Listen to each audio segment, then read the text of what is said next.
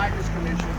But when the Civil War broke out in 1861, he joined the army, and he was very effective immediately with important victories on the Western Front of our Civil War.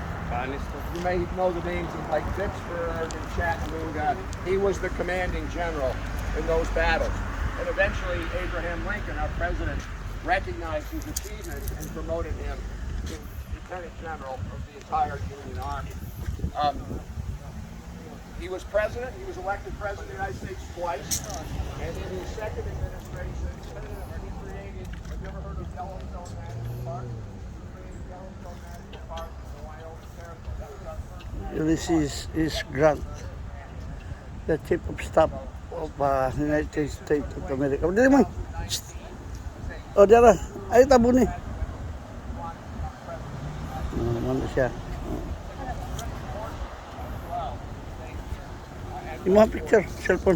Now, we won't walk down there, but down in the far corner, that statue is devoted to Pwede lagi, bawal. Picture na taka, bawal na nun. the military academy. Saan? He was in charge here for 17 years.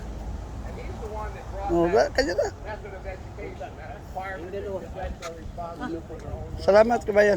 Ay, bigay mo. That's his Bigay. theory, and it's been in place here since he left, well, since he arrived here in 1817. That's the nature of the West Point education. Learning done outside the classroom. But when he left here, Saka misis mo kayong dalawa. Kayong dalawa ng misis mo. again, he's the longest tenure of anyone who's ever served as superintendent. And when he was superintendent, he lived in the house with the flags. Diyan ka bang? Diyan, tindog kilid bang? That's Na, where o. the current superintendent lives. I mentioned him in the chapel, Stephen Gillen. Stephen Gillen graduated here in 1990. And so did his wife. It's the first time we've had a superintendent and his wife both graduated. Now, directly ahead, right at us, on that granite base, that is Douglas MacArthur. And he's standing in front of MacArthur Barracks. Before, when we were up at the chapel, we were looking at the backside of MacArthur Barracks. It's much more picturesque than looking at this side.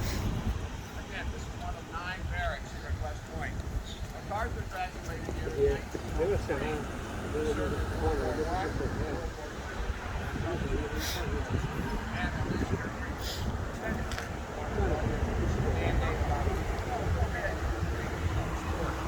And Nasa right smack in the middle, you see the open doors, the wooden frames, arches, open doors. That is Washington Hall. Again, we saw that from the back. That's where the cadets live. And what happens is about 11:30, 11:45 tomorrow morning, they will come back here and they will form formation. They'll form up in companies. About 100 form up in companies, and they will march into the mess hall. They will go to tables of 12. They stand at attention till they're all in. All the tables have representatives from all the classes, so there'll be a senior, a junior, a sophomore, and a freshman at every table of 12. It's all about the integration of the Corps of Cadets. They don't want any factionalization, any cliques, anything like that. When they're all in, standing at attention, they'll get the order, take seats. They'll sit down, and momentarily, about 130 servers will come on the floor carrying vast trays of food. They are fed family style.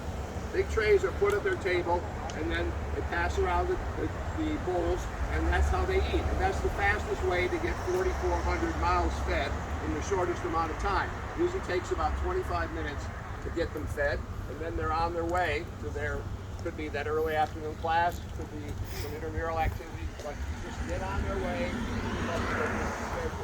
The cadets have mandatory lunches together Monday through Friday during the week. They have a mandatory dinner on Thursday nights.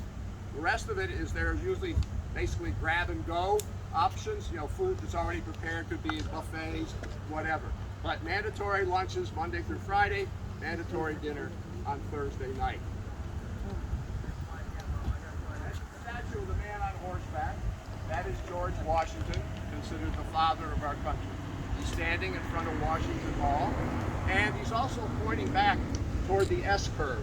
The curve in the river that we talked about earlier, where you took all those great pictures, that very distinctive part of the Hudson that made it such an ideal spot to put artillery and to defend against a possible British attack. So he's looking in that Init direction. to ba?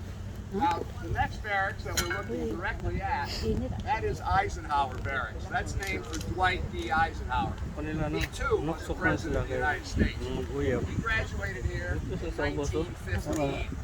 And that class was widely considered one of the best classes ever. They called them the class the stars fell on, because 40% of them became generals. Now, a lot of it was timing, because they had gotten their feet wet serving as young officers in World War I. Umana na sila World War kung II, they were siguro, no? very experienced. Umana. They had the responsibility Kahit na, of helping the Allies Kahit in the na war nakita ko against the magawa. Germans in World War II. Bago na. That accounted for roughly 40% of them becoming generals. Eisenhower's statue